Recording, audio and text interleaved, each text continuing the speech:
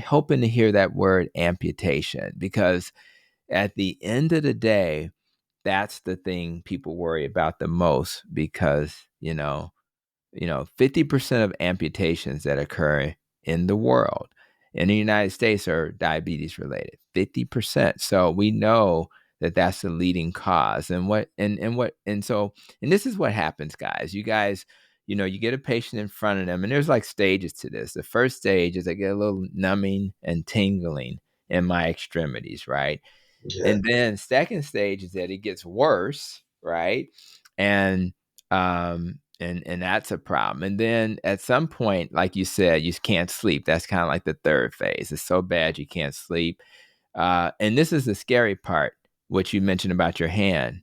Then stage 4 is like, I don't even feel it, because the nerve has been compressed so bad Yeah. that it doesn't even work anymore.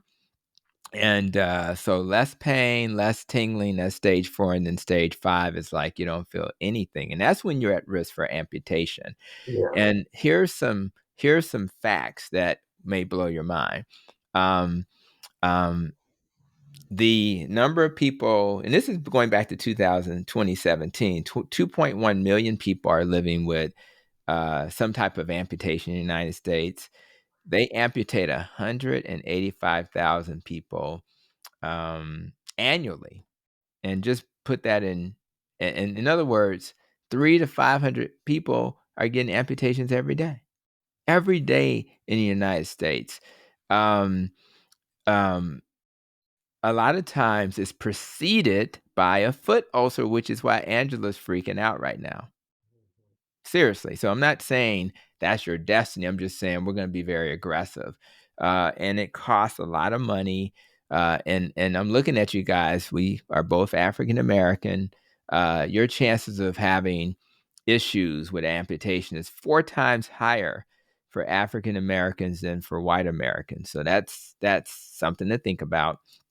And we need to do something about this. So I think it's really important that we restore hope. Number one, like we'll talk offline about some additional things you guys can do. But one of the things you want to think about, um, obviously, you're controlling your blood sugars. Number two, now the question is, are there supplements I can take? And the answer is yes. And before I even speak to that, um, for a person who is concerned about diabetes, because obviously the earlier you intervene, the better.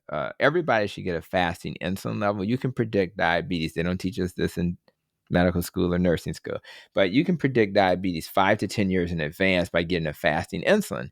Because if your body is doing a great job of controlling your blood sugars, it's doing that by raising your insulin. So if your insulin level is super high, that means that the sugars may look normal, but you're actually going to be a diabetic in 5 to 10 years. So everybody should get a fasting insulin level.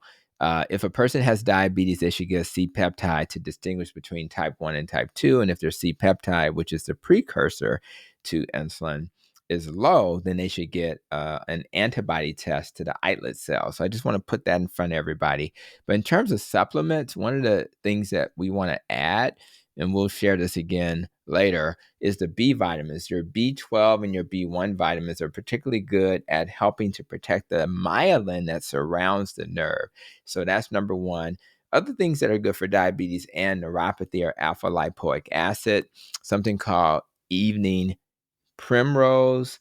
People have heard about chromium as a supplement. Cinnamon's a supplement, omega-3, and some of the essential oils like the peppermint, lavender, those are good as well. So we'll talk offline. We also have people in health systems that can help with healing. We got wound clinics and things like that. So we can, in that same building where you see me, that we have things like that. So I just want to put all that in front of you. And we have things. So we have to be aggressive, but the most important thing is to remove the poison, which is the high sugar in the diet. So